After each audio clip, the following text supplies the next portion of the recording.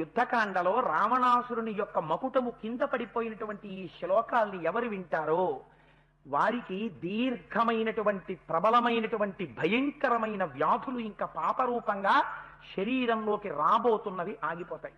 ఏ పాపం అటువంటి వ్యాధినివ్వాలో ఆ పాపము ఈ శ్లోకములను వినడం చేత ఆ పాపము కాలిపోతుంది. ఎవరికైనా దీర్ఘవ్యాధులుంటే నమస్కారం చేస్తూ రామచంద్రమూర్తిని మనస్సులో స్మరిస్తూ రావణుడి యొక్క కిరీటం పడిపోయిన సన్నివేశాన్ని ఈ శ్లోకాల్ని పరమభక్తితో విన్నట్టయితే వారికి అటువంటి దీర్ఘ వ్యాధులు కూడా ఉపశమించి పడిపోతాయి అని పెద్దలు అభయం ఇచ్చారు. అంత శక్తివంతమైన సర్గ మకుటభంగ సర్గ. రావణాసురుడి యొక్క కిరీటం పడిపోయింది. మన అదృష్టం అది కూడా మళ్ళీ స్వామి శనివారం నాడు సుర సంధ్య వేళలో తీసుకొచ్చారు. అందుకని కృతంతయా కర్మ మహత్సు భీమం హత ప్రవీరస్య కృతస్వయాహం తస్మాత్ పరిశ్రాంత ఇవ వ్యవస్య నత్వాం శరై